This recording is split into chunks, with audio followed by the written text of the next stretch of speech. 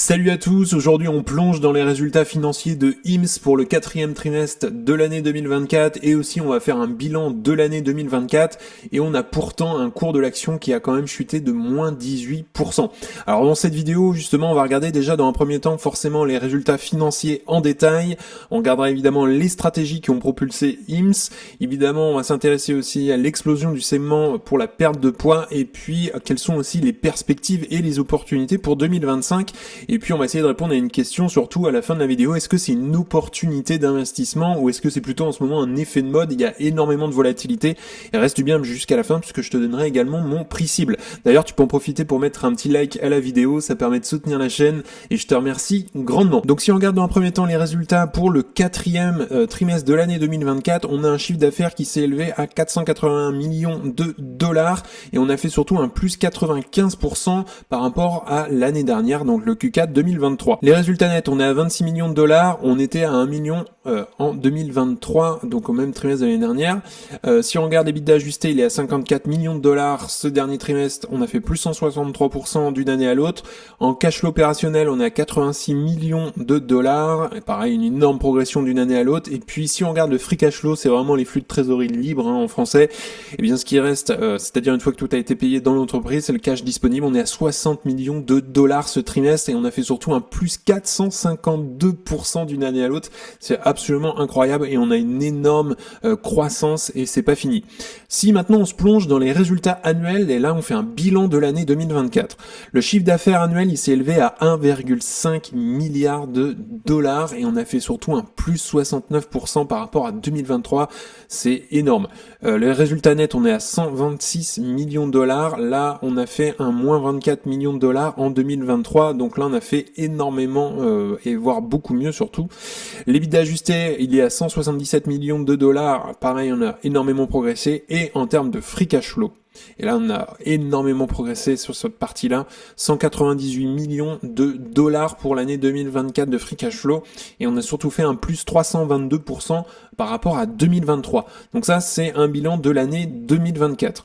Alors, si on fait une analyse un peu rapide de ce que je viens de te présenter très rapidement et des chiffres, on a une croissance vraiment explosive grâce notamment à une augmentation du nombre d'abonnés. Donc ça, c'est encourageant. On a également une hausse du revenu moyen par abonné qui s'élève à peu près à 73 dollars par mois.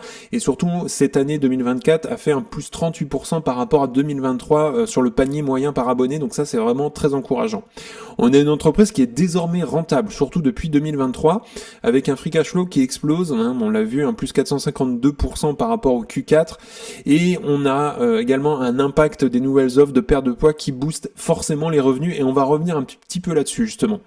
Donc, si on regarde en termes de rentabilité et aussi de structure des coûts, si on regarde la marge, elle est en expansion puisque la marge brute, elle s'élève à 77%. Par contre, on était à 80% en 2023. Il y a une baisse due notamment au coût des GLP-1. On a également une réduction des coûts marketing. 46% des revenus, on était à 51% en 2023. Deuxième point, j'ai noté, c'est une amélioration du levier opérationnel, puisque les coûts administratifs réduisent de 15 à 11% des revenus, et on a moins de dépendance aussi au pub grâce à une meilleure fidélisation également. Et puis, dernier point que j'ai noté, c'est une génération de cash ultra positive. On l'a vu, plus 300 millions de cash notamment, et puis on a zéro dette, et ils ont mis du rachat d'actions à 100 millions de dollars, et ça, c'est actuellement en cours. Donc voilà, on a une rentabilité qui s'améliore avec le temps, et c'est une entreprise qui est hyper jeune, et là, c'est très encourageant par rapport à ce qu'on voit. Alors maintenant, quels sont les facteurs de croissance pour IMSS? Et le premier point que j'ai noté, eh bien, c'est une marque qui est de plus en plus forte. On a eu une publicité notamment au Super Bowl pour l'année 2024. On a un positionnement premium en santé digitale, et puis on a surtout un plus 2,2 millions d'abonnés, et on a fait surtout un plus 45% d'une année à l'autre. Et ça a énormément aidé surtout à la rentabilité. Preuve d'une forte aussi rétention de 1,52 millions. On était d'ailleurs plus précisément en 2023, et on est passé à 2,2 millions d'abonnés en 2024. Donc voilà, on a une marque qui est de plus en plus forte et ça c'est tant mieux. Deuxième point que j'ai noté, c'est un modèle économique basé évidemment sur l'abonnement et ça permet justement d'avoir des revenus prévisibles et surtout une fidélisation des clients. On a sur la dermatologie, la santé mentale, la perte de poids, etc. Et puis une augmentation, on l'a vu tout à l'heure, du revenu par abonné. On a fait un plus 38% d'une année à l'autre grâce notamment à des offres qui sont de plus en plus personnalisables et ça c'est encourageant. Troisième point que j'ai noté sur le facteur de croissance, c'est un pari qui a été plutôt réussi, notamment sur la personnalisation. et aussi sur l'intelligence artificielle, puisque MedMatch a été un outil qui a permis à IMSS, notamment, que c'est un outil basé sur l'intelligence artificielle, qui a permis à IMSS d'adapter les traitements. On a une acquisition également de Tribe Labs pour intégrer les diagnostics à domicile, et puis on a évidemment des médicaments, comme je le disais, adaptés à chaque patient, et donc ça, c'est plus d'engagement et aussi beaucoup plus de satisfaction client, donc ça c'est encourageant. Donc conséquence, un cercle vertueux qui améliore la rétention et aussi la satisfaction des abonnés, ça c'est important. Alors maintenant on va parler d'un segment, c'est l'explosion du marché de la perte de poids. On entend pas mal parler en ce moment, et pourquoi c'est un marché qui fonctionne de plus en plus? C'est un marché qui représente 40 milliards de dollars aujourd'hui, ce secteur de la perte de poids, en attendant un boom des traitements du GLP-1 avec notamment des marques connues Ozempic, et puis IMSS s'impose comme un acteur vraiment de premier plan aujourd'hui. Donc si on regarde les chiffres de IMSS en détail sur ce segment, on a un plus 70% des utilisateurs qui restent abonnés aujourd'hui après 12 semaines. On a une perte moyenne de poids de à peu près 7% du poids initial, et on a des solutions aujourd'hui orales dès 69 $ par mois ou injectables qui sont dès 99 $ par mois chez IMSS. Problème potentiel que j'ai pu relever notamment, c'est la fin de pénurie de la sémaglutide, donc le GLP-1. La FDA annonce notamment la fin de la pénurie en février 2025, donc possibilité de voir de plus en plus de concurrence entrer notamment sur ce marché-là, mais IMSS ne repose absolument pas du tout que sur ça, ils sont diversifiés. Donc si on regarde maintenant en termes de perspectives et d'opportunités, donc les 5 priorités stratégiques pour l'année 2025 pour IMSS, c'est notamment la consolidation du segment de la perte de poids. Également, deuxième point, l'intégration des diagnostics pour améliorer justement la personnalisation des traitements. Une expansion aussi dans de nouvelles spécialités, ménopause, sommeil, testostérone. Quatrième point, c'est l'optimisation de l'IA et de MedMatch, justement, on en a parlé tout à l'heure, pour renforcer l'offre digitale. Et enfin, le dernier point, en termes de priorité stratégique pour cette année, c'est l'augmentation qu'on a déjà un petit peu, forcément, mais de la rentabilité et aussi une optimisation des coûts. Et là, ils sont vraiment sur un très bon chemin en ce moment. Et donc, si on regarde maintenant en termes d'objectifs financiers pour l'année 2025, on a un chiffre d'affaires du segment sur la perte de poids qui est attendu à 725 millions de dollars, notamment aussi un maintien de la croissance des abonnés. Là, on a fait une énorme progression d'ailleurs entre 2023 et 2024, on l'a vu. Donc mon avis personnel là-dessus, c'est que IMSS est vraiment une machine de croissance, on est vraiment au début de la courbe en S avec une exécution vraiment remarquable. On a un fort avantage concurrentiel, notamment grâce à l'intelligence artificielle qu'ils ont intégrée et aussi l'intégration des diagnostics.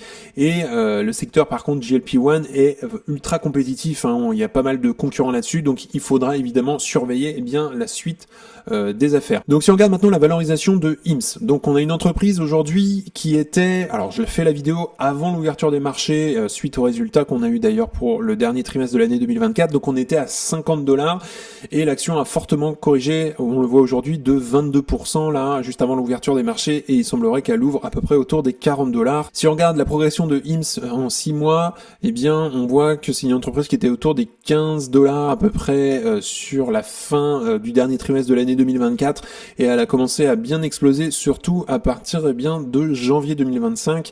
On a fait quand même un plus 125%, donc elle est passée à peu près d'une trentaine de dollars à 66 $, et là on voit très fortement la correction, et aujourd'hui elle va encore recorriger suite à l'annonce des résultats. Alors si on rentre un petit peu dans le détail de IMSS, une entreprise aujourd'hui forcément qui a un passif. En termes de croissance du chiffre d'affaires, on a une belle croissance ici, on le voit très clairement, et ça c'est encourageant, avec des croissances à plus de 70% du chiffre d'affaires. Si on regarde sur le free cash flow, on est sur une première année positive, je l'ai dit tout à l'heure, en 2023. Avant, c'était une entreprise qui était un peu sous les radars, pas vraiment regardée, à cause de notamment ces chiffres-là. Et donc une année 2024 qui est bien remplie. Si on regarde le ROCE de l'entreprise, sur l'année 2023, on était à 13%, sur l'année 2024, on est à 43% de ROCE. Donc c'est vraiment très encourageant, on a une belle courbe de croissance ici. Ils ont aucun problème de dette, je l'ai dit tout à l'heure. En termes d'actions en circulation, là c'est un peu moins bon, c'est-à-dire qu'ils diluent pas mal l'actionnariat, donc forcément plus le gâteau s'agrandit, moins il y en a pour les actionnaires, et donc forcément c'est moins bon sur le retour sur investissement, et donc pour le coup en 2024 ils ont dilué encore de 13% par rapport à 2023, donc là c'est effectivement peut-être un peu le point à surveiller là-dessus, mais c'est une entreprise qui est très jeune encore, donc c'est pas le point qui m'alarme le plus aujourd'hui. Si on regarde la marge du free cash flow aujourd'hui, on on est sur l'année 2024 à 14% de marge free cash flow. En 2023, on était à 5%. En 2022, on était en négatif puisqu'ils ont commencé à gagner de l'argent en 2023. Et on voit une belle croissance entre 2023 et 2024, un plus 163%. Donc ça, c'est vraiment très, très encourageant. Aujourd'hui, l'entreprise, si on regarde, donc ici on a les 12 derniers mois en termes de free cash flow par action. Si on fait une petite estimation, après il faut bien évidemment que tu rentres si l'entreprise t'intéresse dans les détails. Je le rappelle ici, je donne pas de conseils financiers. Et donc si on se projette un tout petit peu, l'entreprise aujourd'hui a un ratio de prix free cash flow de 71, qui est absolument énorme. Au Q3 2024, il était à 26,33. Aujourd'hui, on voit qu'on est pas mal remonté, le cours de l'action a fortement remonté, donc c'est ça qui a joué aussi. Donc si on se projette un petit peu avec une croissance vraiment conservatrice, de 10% estimé forcément sur les années à venir, et puis si on met un ratio prix-free cash flow aujourd'hui de 25, et si on prend donc maintenant une marge de sécurité, et puis on désire avoir un retour sur investissement assez intéressant, donc sur IMS on va se protéger peut-être un peu plus que d'autres boîtes, et si on vise le 13% aujourd'hui, on serait sur un juste prix à payer autour des $19 semblerait-il. Si on prend une marge un peu plus importante, on serait sur du $17. Alors évidemment c'est à prendre avec des pincettes, puisque aujourd'hui là le cours de les free cash flow par action ne se sont pas mis encore à jour avec les nouveaux chiffres qui sont sortis. Donc certainement aujourd'hui on serait un petit peu au-dessus de ces estimations, mais bien évidemment là il faut rentrer après dans le détail, faire vraiment une projection avec un Excel et aller un petit peu plus en détail dans l'analyse. Donc maintenant si on fait une conclusion, et bien sur ce qu'on vient de voir et sur les résultats et l'année 2024 pour IMS, et bien j'ai noté que IMS a surtout bien explosé cette année avec une croissance énorme et une rentabilité désormais bien établie. Les GLP-1 et la perte de poids restent évidemment un moteur clé, mais l'entreprise veut notamment plus se diversifier avec de nouvelles verticales comme la ménopause, le sommeil, etc. Et les vrais défis, ce sera bien évidemment de maintenir la croissance tout en protégeant évidemment les marges et en évitant une dépendance trop forte aussi au traitement de perte de poids. Ça évidemment, ils sont en train évidemment de se diversifier et ça c'est tant mieux. On a des marges brutes qui sont énormes. Si on regarde très rapidement, les marges brutes pour IMS sont aujourd'hui à plus de 80%, donc c'est absolument incroyable. Par contre, si on regarde les marges nettes, forcément, alors elles s'améliorent, mais on était en négatif avant. Pour l'année 2024, on a 8% de marge nette, ce qui veut dire qu'on a une énorme possibilité de croissance là-dessus, et ça c'est très encourageant quand on a des marges brutes qui sont déjà bien fortes et bien installées. Donc mon avis sur l'entreprise, c'est que IMS reste évidemment un acteur clé dans le e-santé et à suivre surtout de très près. Si elle continue de chuter, ça va arriver très proche de mon prix cible, et donc si elle continue évidemment sur cette trajectoire avec des croissances phénoménales comme ça, évidemment ça va forcément se tasser à un moment donné, mais son potentiel aujourd'hui il reste quand même énorme, et elle est aujourd'hui dans ma watchlist à peu près à $19, mais comme je l'ai mis et je l'ai dit tout à l'heure, à mettre à jour évidemment avec les nouveaux chiffres qui viennent de sortir. D'ailleurs tu peux me dire toi ce que tu penses de l'entreprise IMS et des derniers chiffres, et si tu es déjà investi ou si tu as envie d'investir sur l'action.